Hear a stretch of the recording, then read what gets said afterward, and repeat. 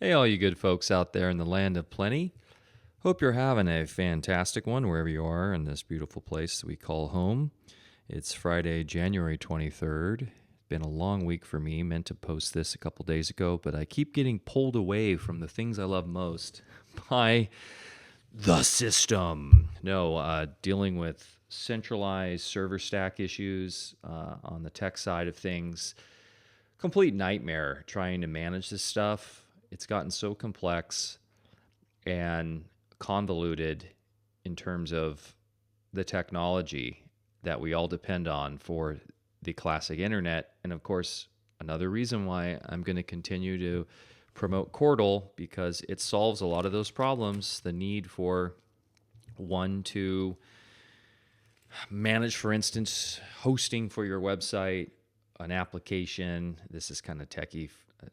Hit the snooze button, guys, if you're not into this. But no, I won't. This is not the point of this talk. But I'm just frustrated. It's been a frustrating week, and I really can't wait to see a world that is on Chordal that doesn't have to deal with the nonsense of centralized IT.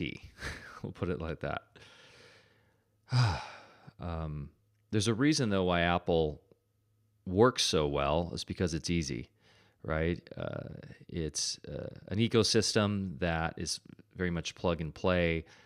It is operational across all fronts, right? So it bridges in terms of the app ecosystem through the iOS or OS, so that you don't have to know how to manage everything, right? It's easy, simple clicking buttons. And that is essentially what we are doing with Chordal, except without the centralized data centers that suck up all the water of the world and the security issues with having all the data in the hands of the technocratic psychopaths.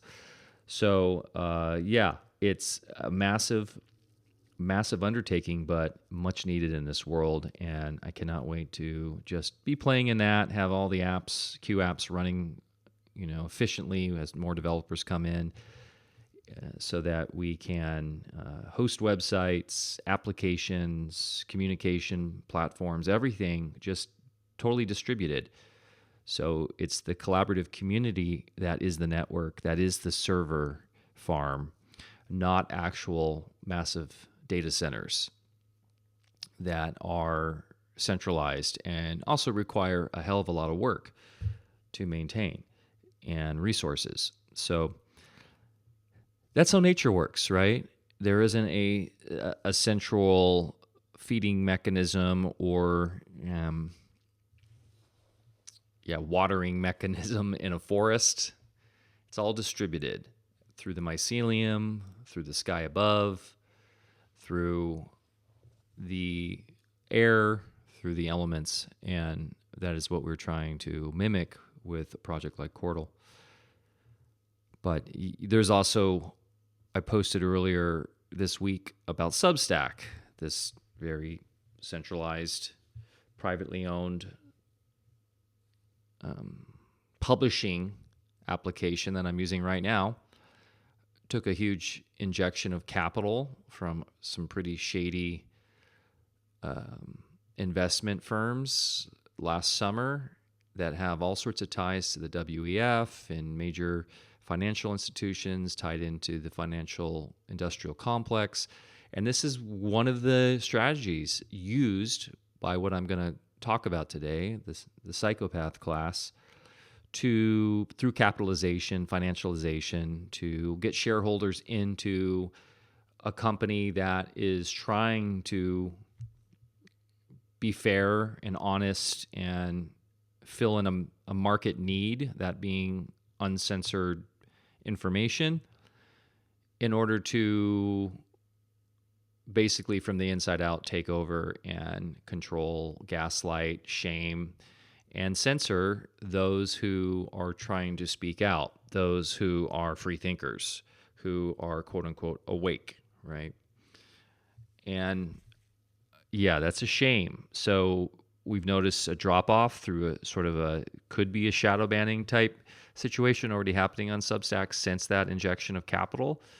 Many influencers are reporting this, and I have experienced it myself. So what are we doing about it? Well, we're creating a Substack when I say we, I'm not involved with it, but developers within Chordal have chosen to create a Substack Q app.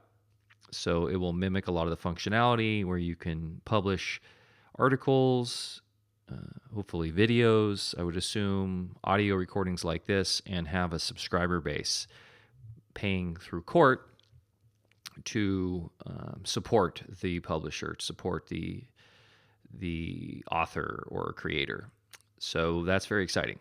It needs to happen because it seems like any public, quote unquote, public company, Substack is not public, they're private or public. When we say public, on the stock market, are open to this takeover because of the financial industrial complex that seeks to control the world. And they can't get their dirty little mitts on something like Chordal because it doesn't play in their ecosystem at all. It's not in the debt system. It doesn't have their money system involved. There's no way to, quote unquote, invest or get shares. The only way you get shares is through your time supporting the network. So anyways, how does that relate to today's topic? Well, I wanted to get into, so there's this great video that on this channel on Loosh Tube, which we'll talk about today, this idea of Loosh, called Hidden AmuraKa, if I'm pronouncing that right. And it's a fairly sizable channel that sort of gets into the occulted esoterics of cybernetics and spiritualism. So, and how sort of the occulted technologies and sciences have now evolved into the cybernetic AI digital world. And this is like immediately right up my alley, right? So recently the dude launched a 2-part series called The Hidden War. And it gets into this idea that there are 3 classes of people within the system, within the world, that are essentially like archetypes that are playing the role on the world stage. And I'm going to get into this a bit, some of my criticisms of this, but also huge appreciation for this kind of work. And I have seen this before on other forums and 4chan and this concept here. And I think it's good to talk about this stuff because it's good to see how the inner workings of the stage play works, but also to step out and see that this isn't the actual core reality. And I don't know if this brother thinks that or not. It's kind of hard to glean in terms of the metaphysics here, but we can get into that a little bit. There is a bit of and this is something I've been criticizing for a number of years now, this pop Gnostic sensibility that we live in a fallen realm and that this is some sort of matrix system, and that is the sort of ontological reality of the physical world. In other words, the base layer of reality is a controlled, developed, we talk about simulation theory, that it is some sort of coded reality that we are either manipulated into via genetics or through some sort of controlled, simulated expression of reality and where we are actually like in a suit somewhere else, literally like the Matrix movie. And these can be good sort of analogies and representative of certain elements of the spiritual experience here, but I want to be firm in my sort of beliefs and a lot of my research that this world, this reality, this experience we have here has an ontologically sound, natural, progressive, objective place. In other words, it's not a simulacrum, a simulated experience. It is the actual real reality that is fundamentally a sort of, and I would say, and this is where people get a little confused, simulation versus holographic, but it is, while it is holographically presented to us, it is fundamentally a creation from, let's say, a creator, a omniscient, omnipotent, omnipresent source. Or you could even just say it's a omnipresent, but not quite omniscient. That's an interesting discussion. You kind of get into panpsychism there a little bit with that it's an evolving consciousness that is sort of the creator of this place. But either so, it's not a fallen demigod, some sort of mastermind, super genius, future tech, ET race, or something that has somehow simulated our reality and manipulated us into it, where we are victimized by it. No, this is a place that is eternal, that is progressing and evolving, but is ontologically objective, I guess is the best way I can say. It's not a subjective place that is limited by some sort of mind that has been created by the eternal. In other words, it's not a derivative of reality. And this gets tricky to explain, but I want to make that clear because it's easy to fall in sort of this, no pun intended, this fallen world concept that is misconstrued out of the original Gnostic texts. I believe this idea of a demiurge and stuff, which is a lot of that is more analogous to spiritual symbolism and not to be taken so literally. So when they have literalism come in and try to define reality as an actual physicality, as a true representation of our experience here versus the inner experience, right, that is represented in these sacred texts, we get quickly off the path and we can fall into a lot of just pure literal transcription versus the deeper meanings of what this all means for our eternal soul. But it's still really interesting to see how the actual simulacrums, which are created by human minds here, function. So when we say system today, I'm talking about a manufactured narrative. I'm talking about archetypes, or not, we'll get into archetypes, but I'm talking about a reality that is manufactured by human minds to prey upon our instinctual survival mechanisms just to be able to navigate this world,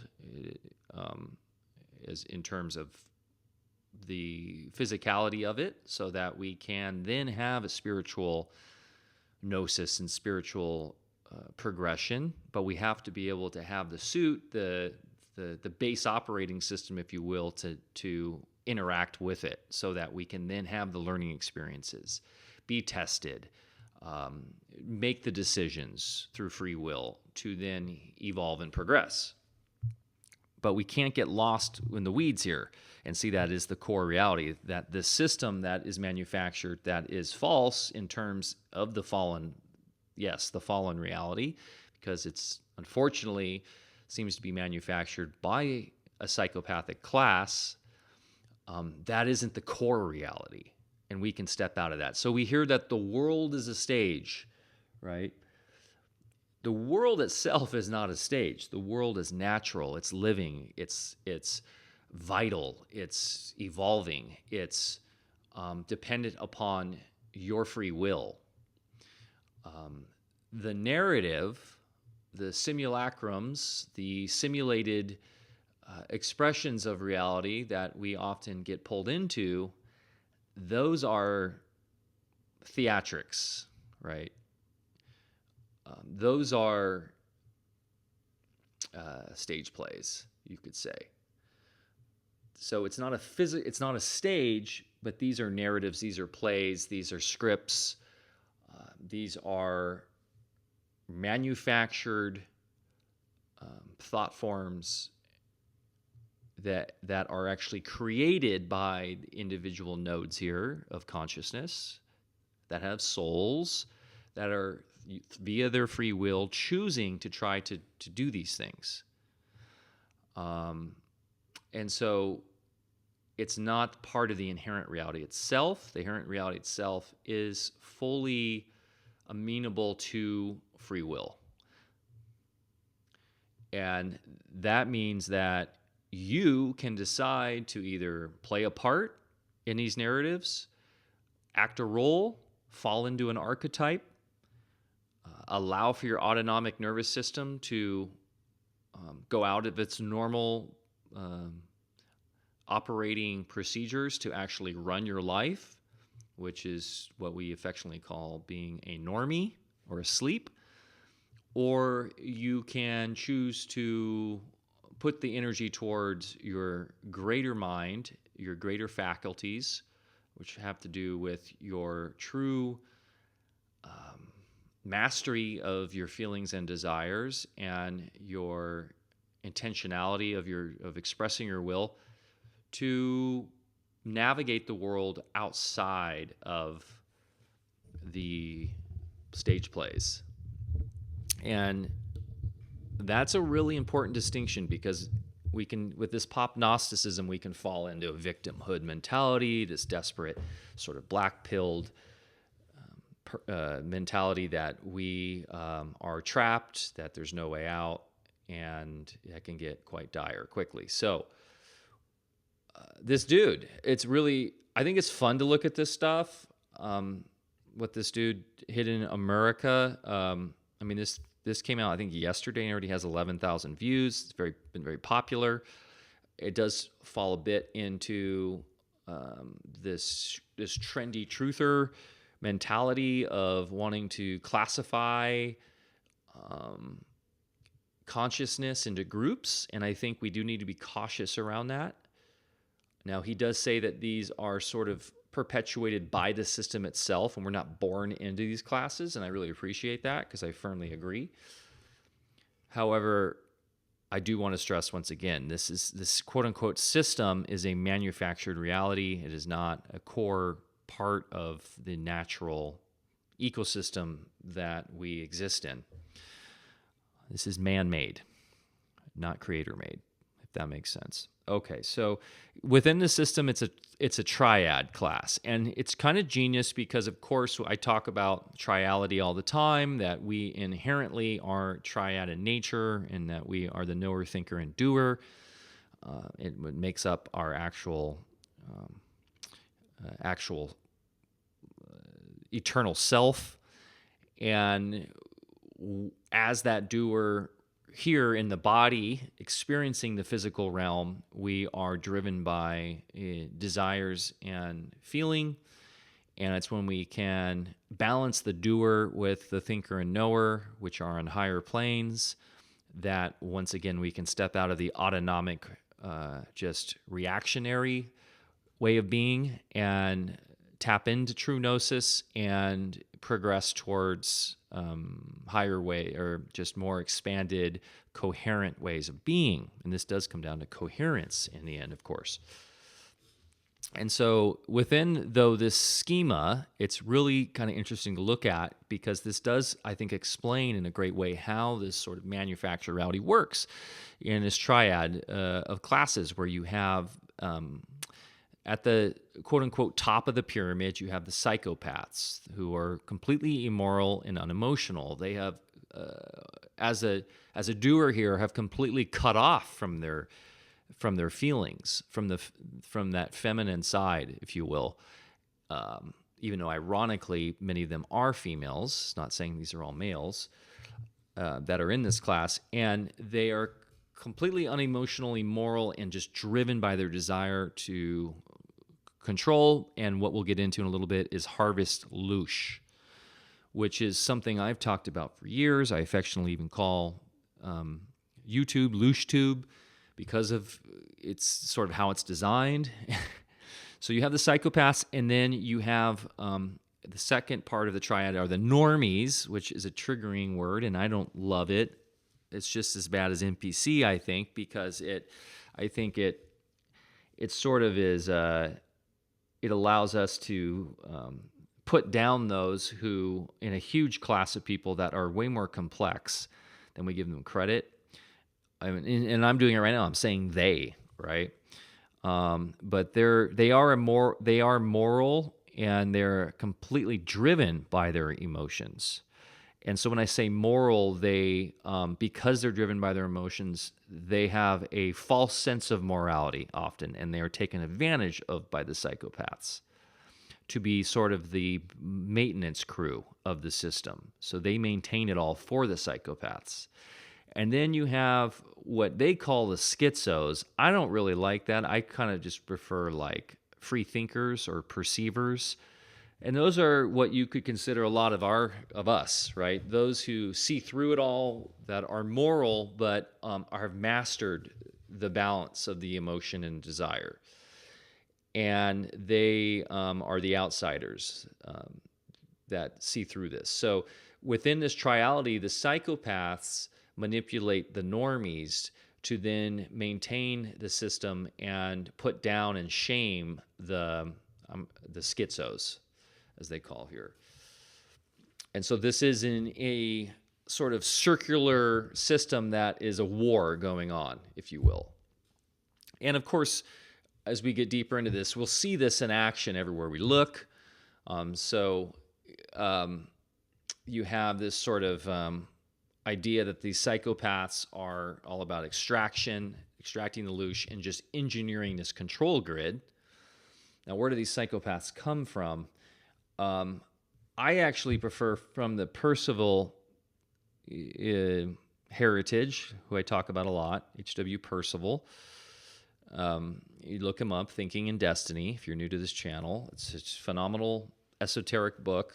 He breaks down a lot of the sort of metaphysics and the ontological reality of this place in a way that's really unique, and dives into the law, basically the spiritual laws that relate to reincarnation and our karmic destiny based upon how we think, behave, and interact in this world, this physical realm that is here is a sort of a landing zone for consciousness to evolve into a more coherent triad being. So we are sort of, in a way, a fallen, and that I know is very Gnostic, but doer in the body here on this physical realm. And we have all sorts of different layers of destiny: physical destiny, psychic destiny, mental destiny, noetic destiny, based upon our literal alive thoughts that get emitted out into the consciousness space here, that then swirl around and go into other nodes of consciousness, other humans, and create all sorts of destinies. And there's group destinies, there's national destinies, there's, of course, individuated destinies, there's family destinies, and we're all interconnected in this big soup of swirling living thoughts that are run by the nature units, the elementals. And within that, we have a psychic class based upon lifetimes of our destiny. And that psychic class is a little similar to this, but isn't so much about, there's not a moral equivalent put to any of this. There's also not a sort of a control grid concept here.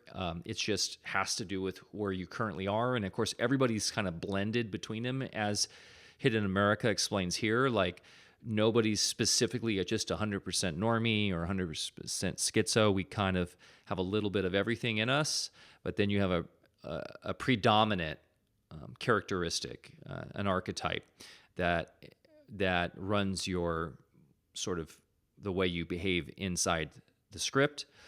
Now, with the Percival, it's similar, but the idea is you can sort of progress out and evolve out of all of this, of course. And there are the doers who are primarily, and I've talked about this in previous casts, there are the doers, and due to, once again, their lifetimes of activity here, this is their current psychic destiny to be primarily a doer, which you could sort of, within this framework, what we're talking about is sort of equivalate, is that a word? To normies, which are here to satisfy physical and emotional requirements and needs first and foremost over anything that's higher mental or anything that's more geared towards philosophical or even for the greater good of life. And so really here just to satisfy a lot of the urges and to find validation, and to really be enmeshed deep in the physical. And there's not a slight on this, though. It's not like these are a class that's somehow maintaining some sort of control grid. This just happens to be a large class of people, and it's the largest class. This is more in line with progression of consciousness. And then after that, you have the traders, Traders, which in a way you could equivocate with the psychopaths. Those are the politicians, the stockbrokers, the big business people, the money people, those who are looking to use their mental faculties beyond the emotions and really manipulate desires based on in the mental space, the mental framework, to in ways work with the doers, to use the doers to manipulate reality and to push reality around in a way like the psychopaths do. So that's interesting. You have the traders, but the traders aren't necessarily, they're not given this sort of immoral sensibility. I think it's really important to understand, like with the Percivalian system, they just are here. They're just basically implementing their thoughts and actions in a different way, more focused on the mental plane. And that inherently leads to trading ideas, trading in commerce, in politics, in business, in society, versus just plainly doing. And then you have the thinkers, which you could relate to the schizos here. And the thinkers are those who are actually more in tap with their thinker and are in balancing, focused more on in being in the thinking plane. So it is the mental plane. I guess you could say the traders are more in the psychic plane, and the thinkers are really more about using their thoughts to come up with all new ways of being. So they're the philosophers, they're the teachers, they're the inventors. They're more focused on the actual act of thinking and coming up with new thoughts, if you will, and more engaged within the thinking plane, in balancing their emotions with that, than purely just using it to trade in the physical world. And then, so this is sort of levels of progression. And then you have the knowers, and these are very, very few, and these are sort of the mystics. These are the ones that are very ascetic and are just completely enmeshed in the unseen worlds.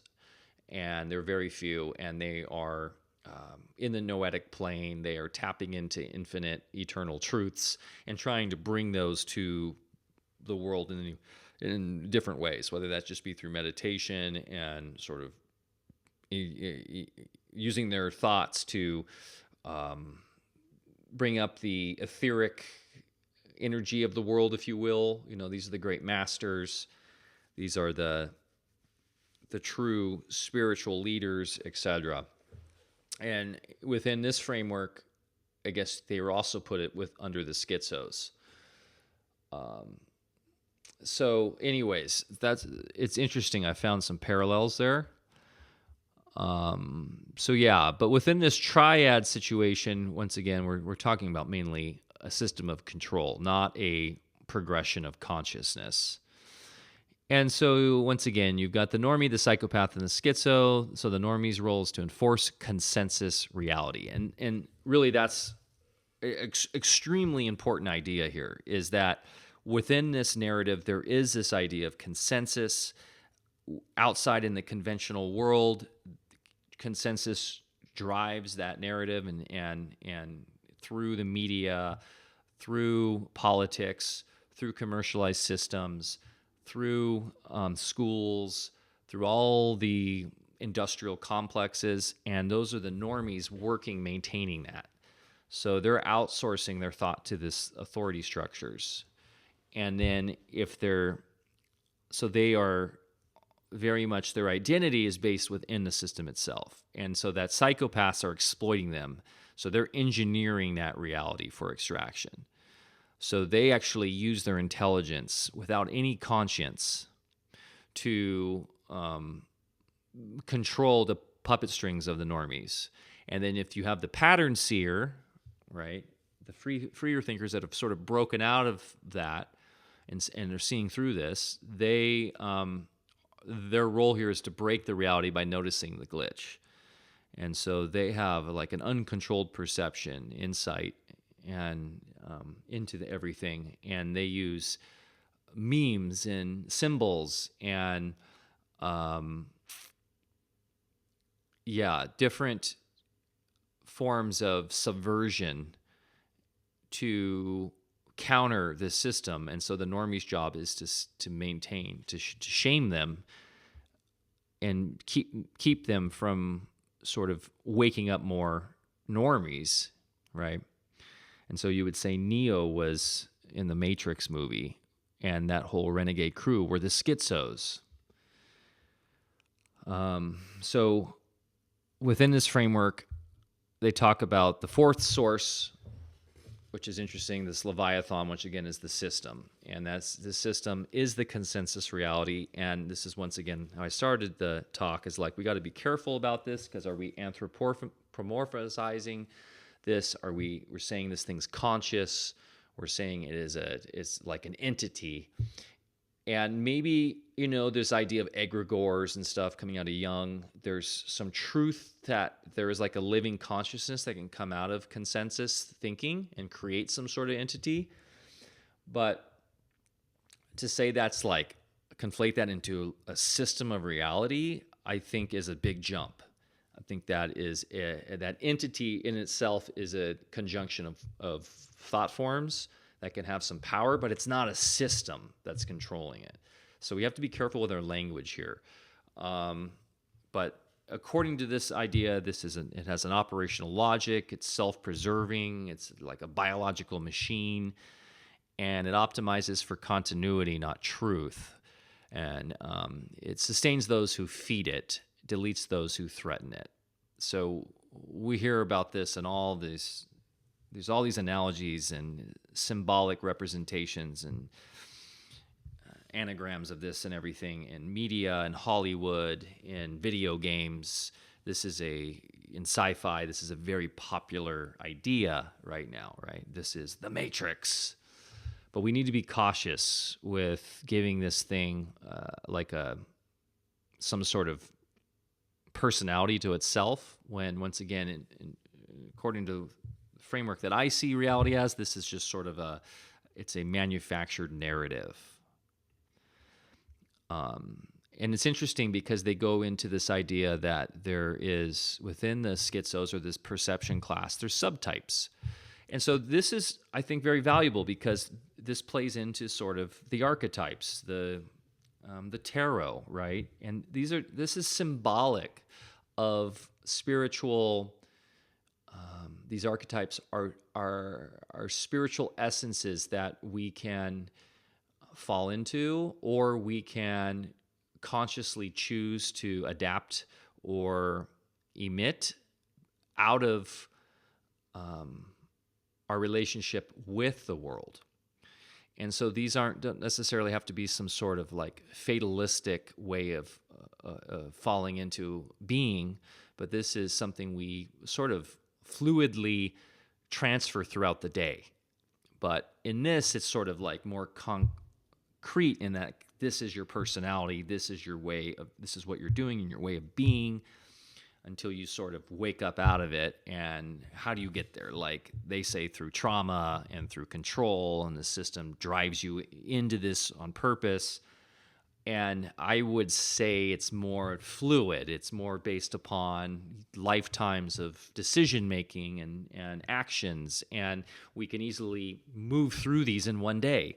So you've got, it's interesting though, in the perception class, or the schizo, quote unquote schizo, you have the autist, you have the synchronist, you have the mystic, you have the hermit.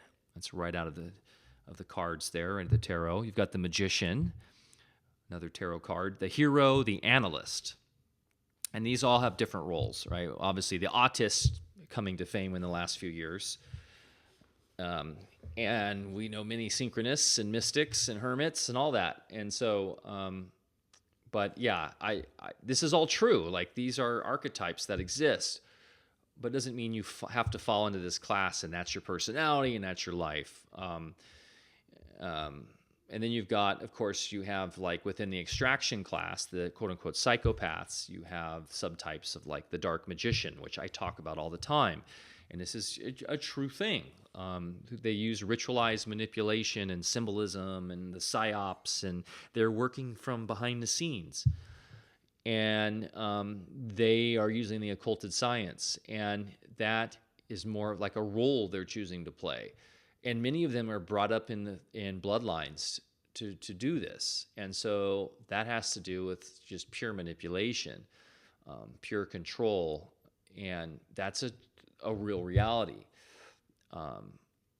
You've got the Loosh hunter, you've got the demon, which is just pure predator logic, using people as tools.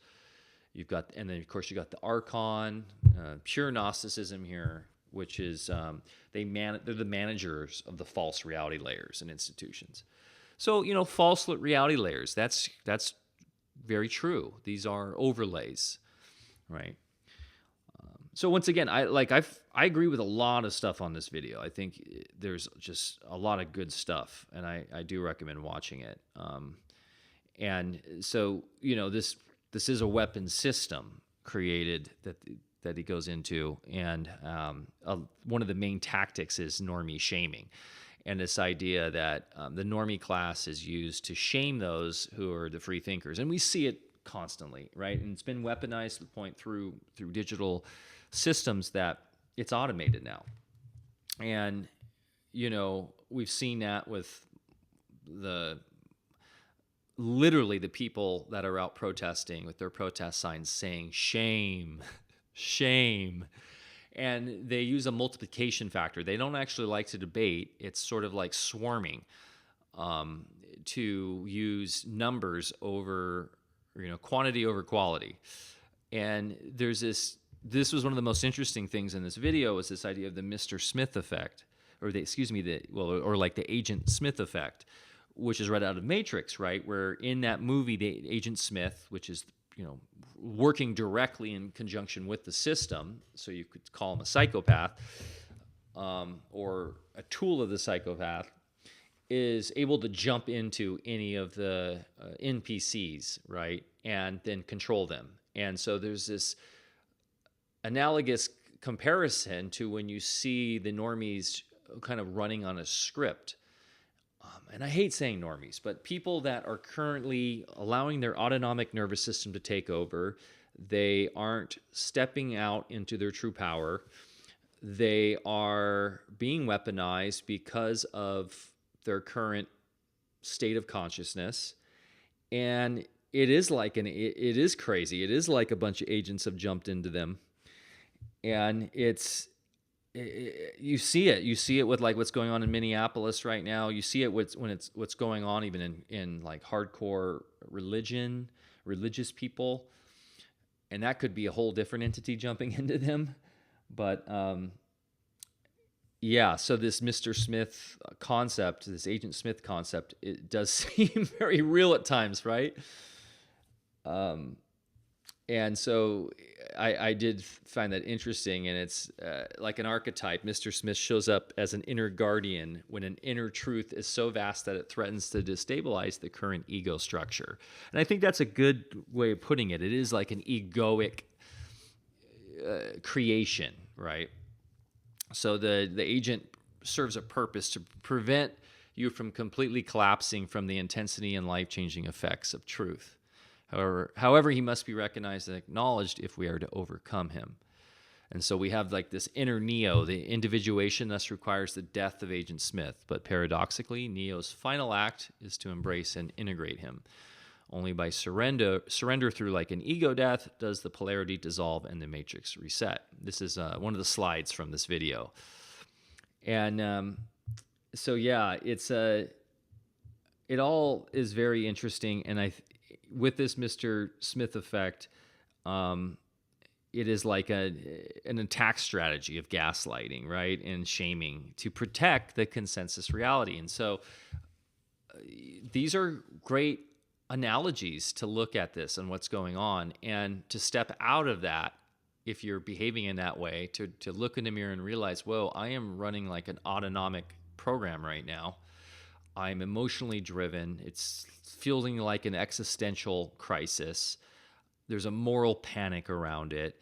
And am I truly using my intellect and my true inner guiding conscience for my actions? And we all get triggered. We all get that Mr. Smith in us here and there, just due to the nature of what is required to navigate the physical world.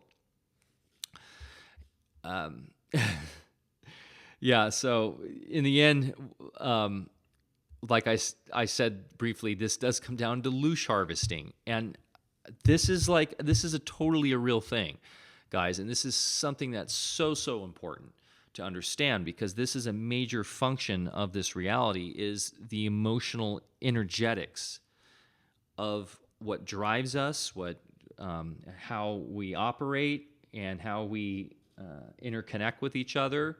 And that emotion has an energetic output, right?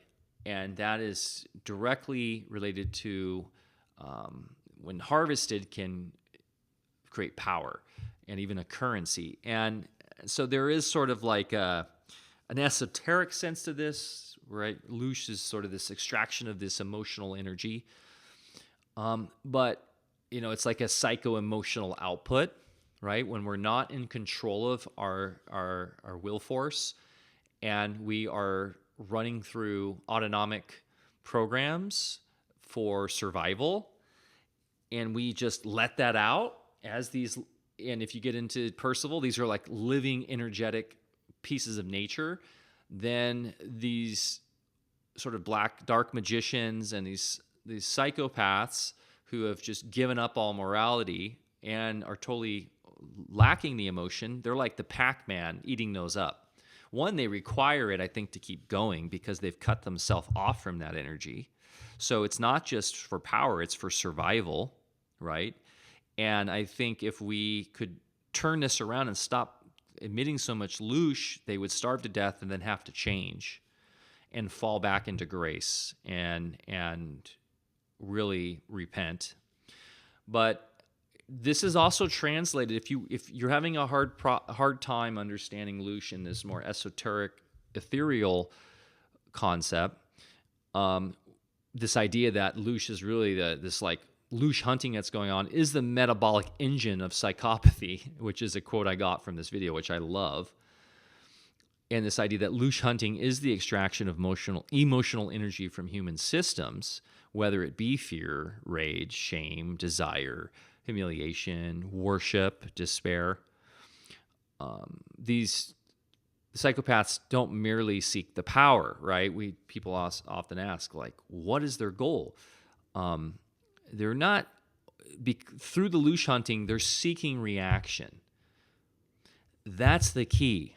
They want your reaction. They want you out there protesting. They want you freaking out on the comments of videos. They want you becoming an influencer and putting out conspiracy stuff? Why do you think conspiracy culture has just exploded on these censored, social media platforms now? It's part of the Loosh hunting, part of the Loosh capture, and actually what I'll get to in a little bit is just how precious the free-thinking, quote-unquote, schizo thinker Loosh is. That's way more juicy and intoxicating and powerful than the normie Loosh. But the reaction is important because it creates leverage. Reaction is control. It's profit, right? It's validation. It's dominance. This is now, in terms, if you want to see it as pragmatically how it's operating in the digital era and this control matrix now, it's engagement, right? It's outrage cycles, it's attention, it's clicks, it's retention, it's social amplification, it's all that we know about in terms of what runs social media, and so it's this emotion that's literally converted into this influence and the money and the narrative, the script. It's writing, it's helping fuel the script. So it's like a self-serving, looping control matrix. So it really is the currency of the modern control system. I've talked a lot about currency, the currency of meaning, a currency of experience. Well, this is their currency of control. And so these platforms that I'm so frustrated with, these centralized platforms, they are optimized for Loosh harvesting, for outrage. They monetize fear. They use politics to create panic. They have influencers who are there to create humiliation rituals and to maintain a sense of like the idealistic notion of what maybe beauty is or what perfection is, while it's totally fake, right? And to create emotions within the viewer of I'm not good enough, right? I am shameful in that I don't look like her. Scandals are ritualized, right, instead of resolved. We see this on all of these quote-unquote psyops, right? All of these tragedies. This is all Loosh harvesting. Literally watching in real-time emotional energy being converted into power at scale.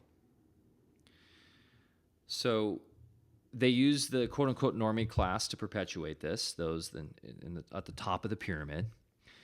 All sorts of extraction techniques as literal energy vampires. So they manufacture these crises to provoke moral panic, gaslighting victims into self-doubt, forcing double binds. In other words, damned if you do, damned if you don't, which is literally what we're seeing through the political system. This is the migrant issue, right? You're injecting the great sort of replacement concept into the minds of the Western white populace, which is creating rage and fear. And then that leads to attacking those migrants, many of them who are taking advantage of this, true, who have their own religious Agent Smith controlling them, thinking that they need to bring their religion because it's the right way of being to this atheist, immoral world. So they are on their own sort of autonomic control system, and then you have them clashing.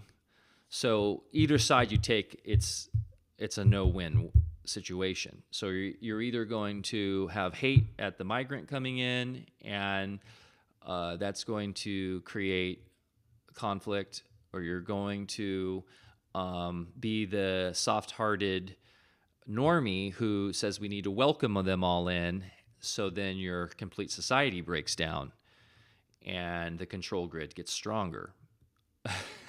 Damned if you do, damned if you don't. And I'm going to get into solutions. Don't worry.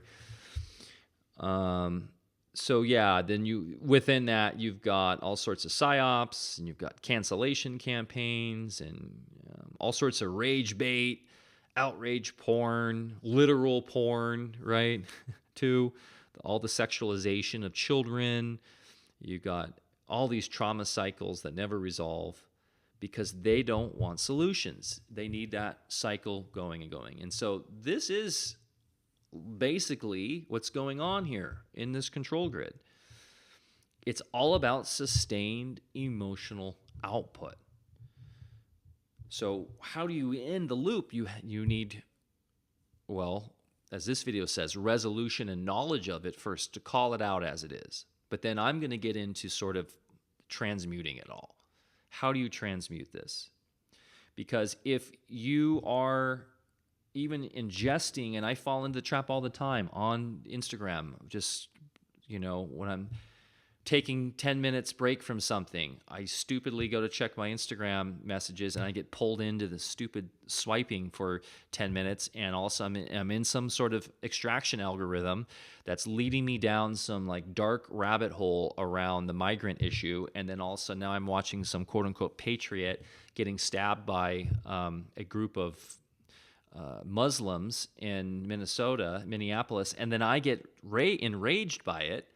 And then I start falling into like, no, that guy's right. And then you see a later video that he actually tried to burn their sacred text. And you're like, is that right? And it's all within that system, right? It's all playing in the script. And so it's essentially within that narrative, now I'm raging, I'm emitting Loosh, and I'm feeding the system. And so that's the point I'm getting to next, is that these quote-unquote schizos or truthers, they have the most precious Loosh because it is more spiritually magnified. It's got more power behind it because it has emotion behind it. It's got intellect behind it. And that's why it's so important for those who are waking up to realize that, yes, you're going to go through a process of cleansing, of going through being angry and then sad and depressed. But once you get through that process of grief resolution, then it's time to step into your true power and to not emit the Loosh to feed the machine, right? Because free thinkers aren't attacked because we're weak.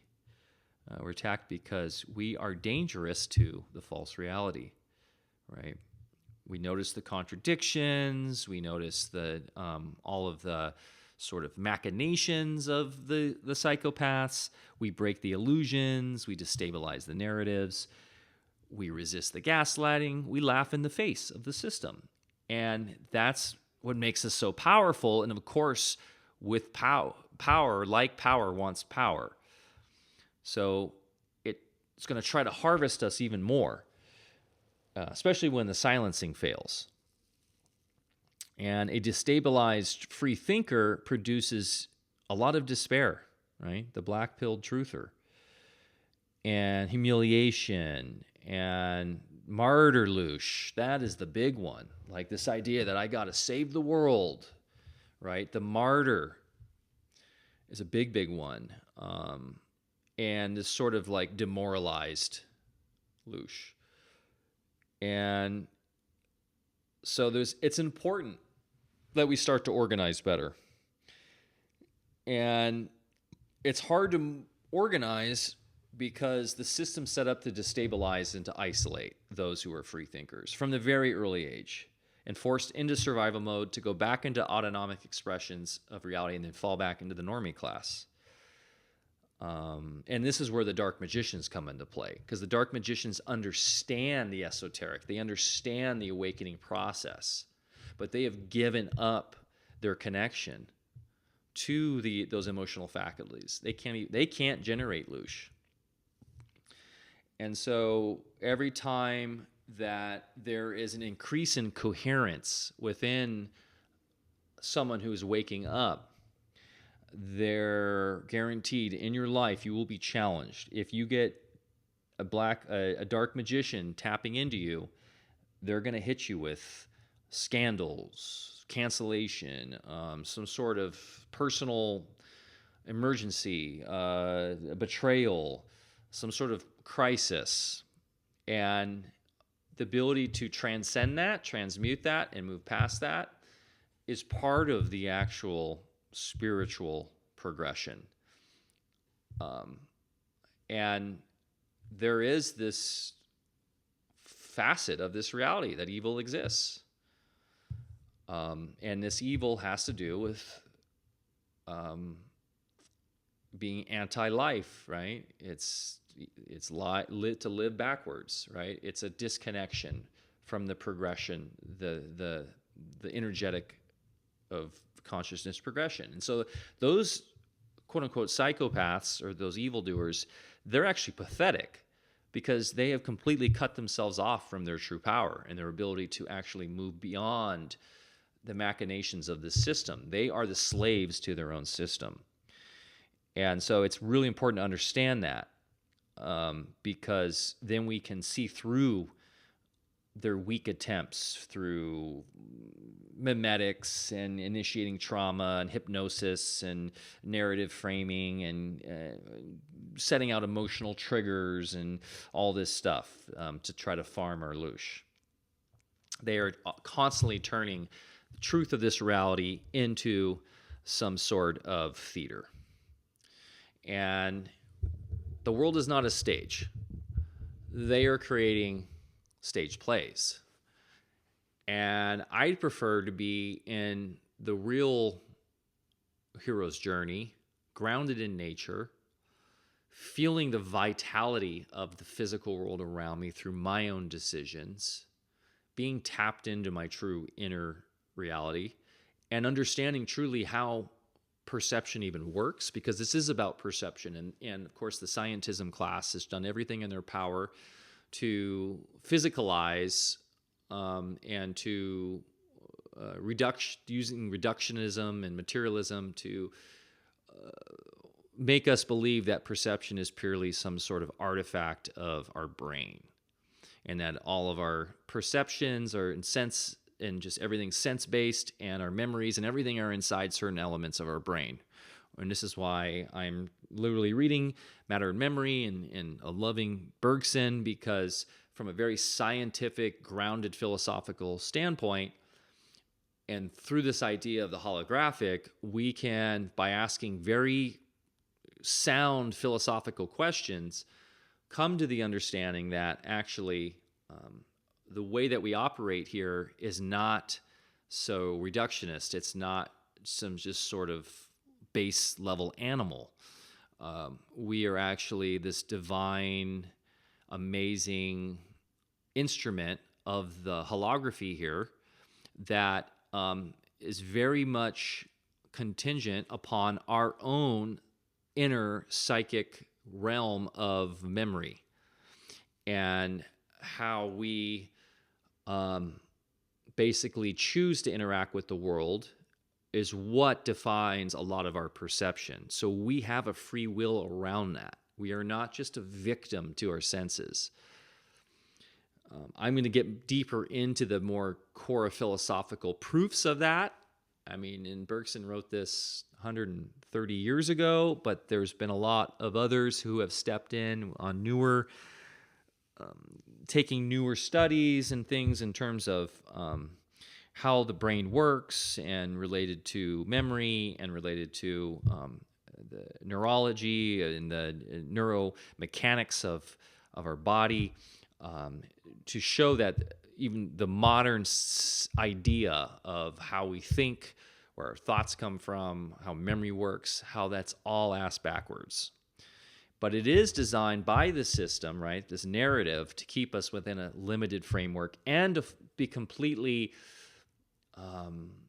trapped in many ways by our unconscious, which is just an autonomic point of interfacing with reality through movement. But it's super important to understand this idea of pure memory and how that is continually interfacing with the movement so that we have proper will force to navigate this place outside of this system. So we don't fall into this quote unquote normie trap where we are not only producing loosh, but we're maintaining the system to harvest the loosh. A lot of times these people that we call normies, they think they're being moral. They think they're protecting society. They're fighting evil. They're defending truth. They're enforcing decency.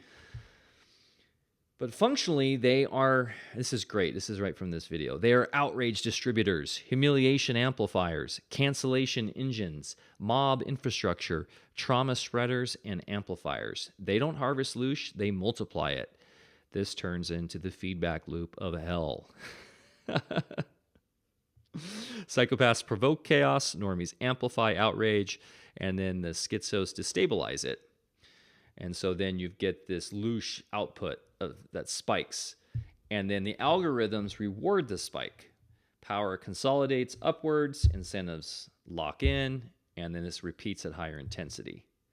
And so that's not true culture. That's a harvest cycle.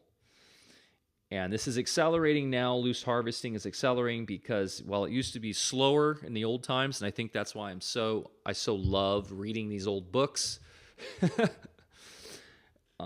is now it's automated.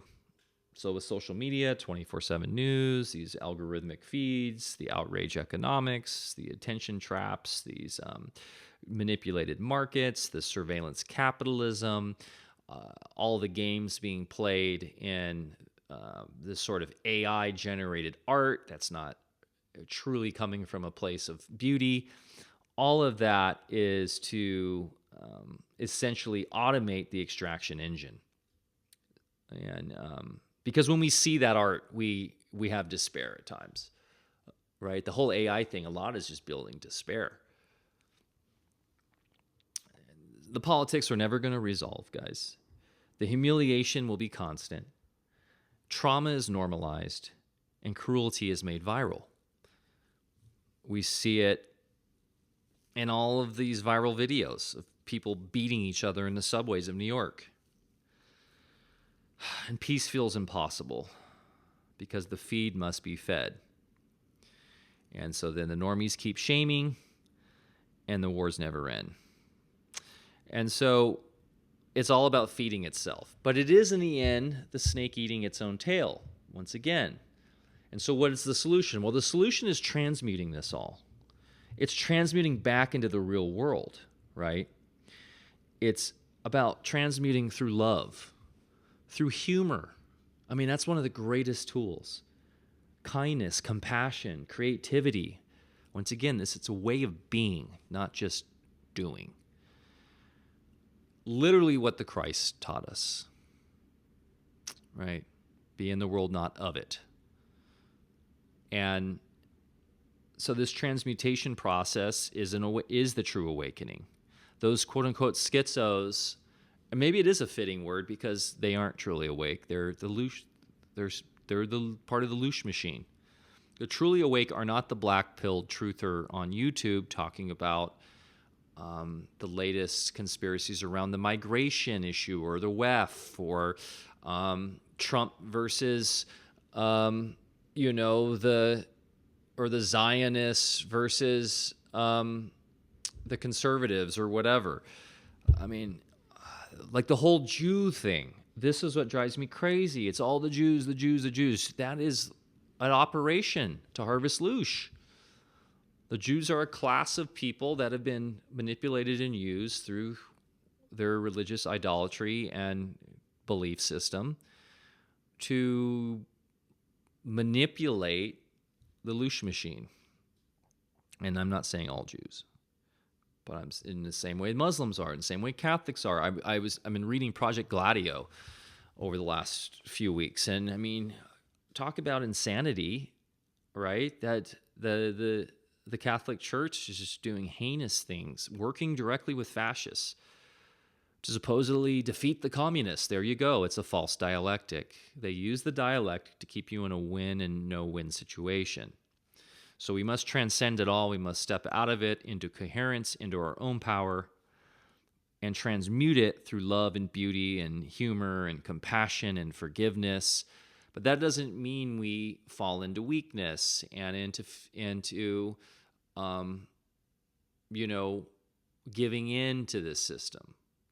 The fight in itself is in truly understanding who you are and stepping into your own power. And then they're no longer being fed.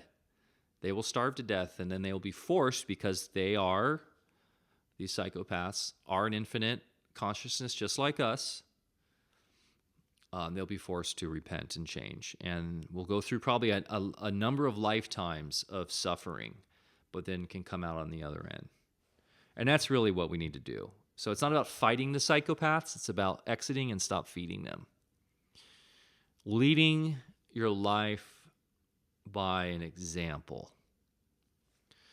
So that's what I talk about continually on this channel and this show, and why, once again, it's important to step out of the automated system as much as we can. I know we still need to use it against itself in many ways, but stepping into systems that aren't being controlled by the Loosh harvesters and that are working towards self-governance, self-coherence, and communal coherence, so that we can live in the real world and actually engage and do commerce and communicate in the actual natural world that I started this chat with. So I hope this all makes sense. Once again, I even joined this Patreon. I really enjoy this content. I don't agree with it all, but I do see a lot of value in it. Hidden AmuraKa, I'll put his link in the show notes below. And I guess he was inspired by another channel. I don't know if he lists it here. Oh, Hyperborean Knowledge, which I just subscribed to. And we just do need to be cautious. We do and trying to categorize things and put things in boxes like this and overthink it. We, in a way, are falling back into the mental realm, the mental traps of stepping back into a simulated, or at least not a pure representation of the complexities and the amazing beauty of this reality, right? Sort of derivative thinking.